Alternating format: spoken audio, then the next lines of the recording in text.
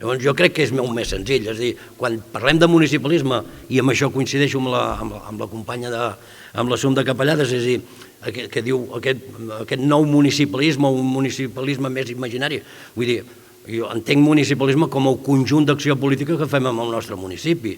La fem a la institució, la fem en el carrer, la fem en el moviment associatiu, la fem en els nostres llocs de treball. Aquest conjunt d'acció política és el que jo crec que hem de saber posar en valor i que justifica a última hora, si ens hem de presentar o no ens hem de presentar i com ens presentem a una institució de la mateixa manera que ens plantegem contínuament com de nou recuperem el carrer o l'espai públic, que és una cosa que ens ha estat robada i la necessitem, i també de la mateixa manera que incidim en els moviments socials per tal d'anar conformant no només creació d'espais de contrapoder, que són del tot necessaris, evidentment, sinó polítiques o accions comunitàries adreçades a millorar la vida dels nostres veïns i veïnes i de la nostra comunitat, més enllà del que digui l'Ajuntament, i amb això no trec la importància de l'Ajuntament. És a dir, les contradiccions a què ens porta l'estar en una institució, les limitacions d'aquesta institució les coneixem, avui les coneixem perfectament i sabem, i això no vol dir tragar-nos a sapos allò que deien, no és veritat. És a dir, com deia l'Otegui, les contradiccions les tenim,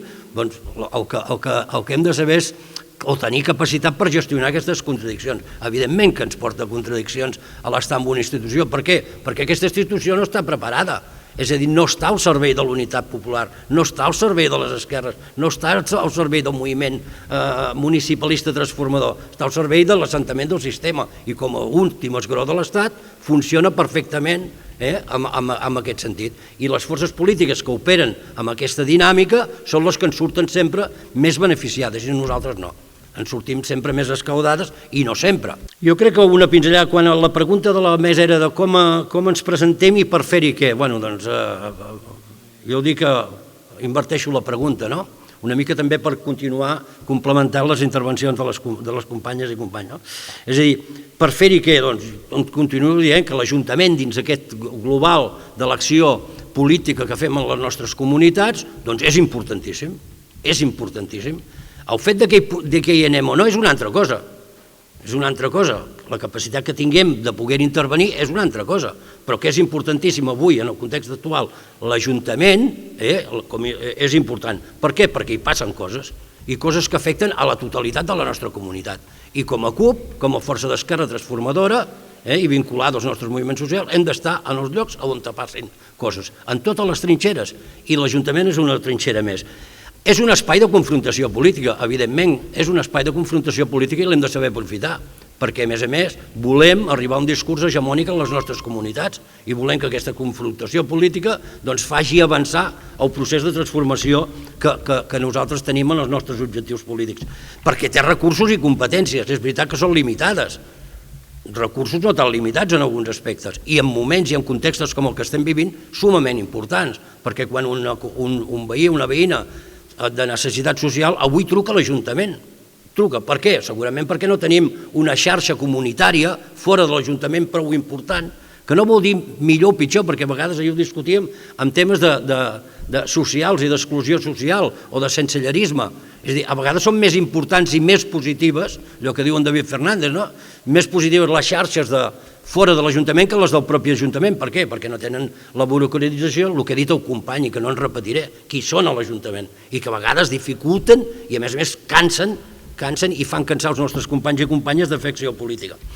Perquè des de l'Ajuntament jo crec que també podem fer polítiques d'esquerra o com a mínim incidir perquè es facin polítiques d'esquerra. Estiguem a la governabilitat o no estiguem a la governabilitat. Esclar que és una putada. Nosaltres ara estem en minoria davant una majoria absoluta del Partit Socialista. És una putada perquè els límits d'actuació, si eren uns límits ja en l'Ajuntament, doncs avui són així. Molt més, amb aquests límits ens hem de moure. També en la lluita de l'espai públic ens movem amb els límits que ens marquen els altres, i a vegades duríssims, i amb repressió inclosa. I perquè des de l'Ajuntament, i aquí jo veig important, jo no sé si veu participar en la xerrada que hi va haver ahir o abans d'ahir sobre comunitats energètiques.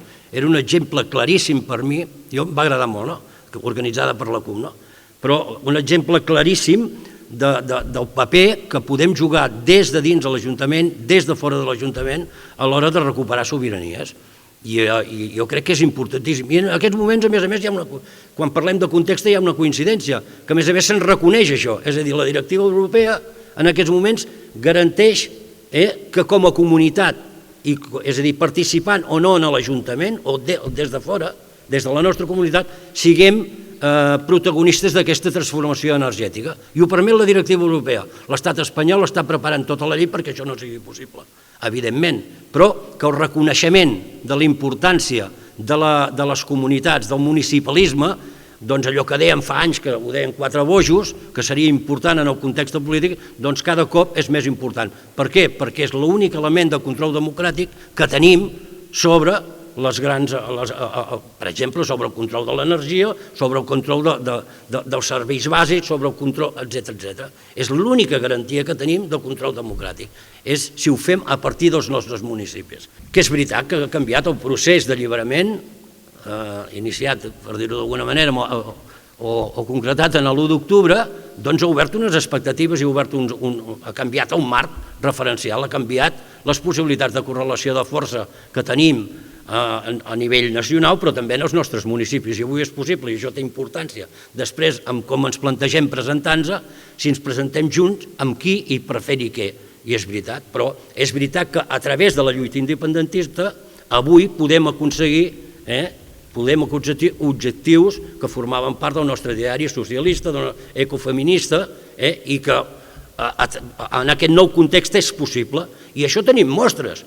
Totes les lleis tombades pel Constitucional fetes al Parlament van ser possibles, entre d'altres coses, pel procés, no perquè la CUP tingués més força, ni sigués més viu, ni perquè els altres s'hagin convertit de les esquerres de cop, sinó perquè el procés i la mobilització, tot el que acompanyava, no entrarem ara aquí, doncs propiciava un nou marc de relacions polítiques, un nou context polític en el qual ens hem de saber moure.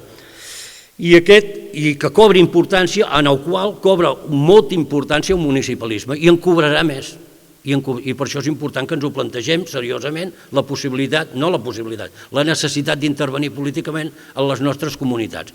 Jo, de fet, crec que si no hi ha aquest plantejament inicial no val la pena l'altre. Que ens plantegem la reconstrucció nacional si no som capaços d'intervenir en els nostres marcs comunitaris, doncs és allò.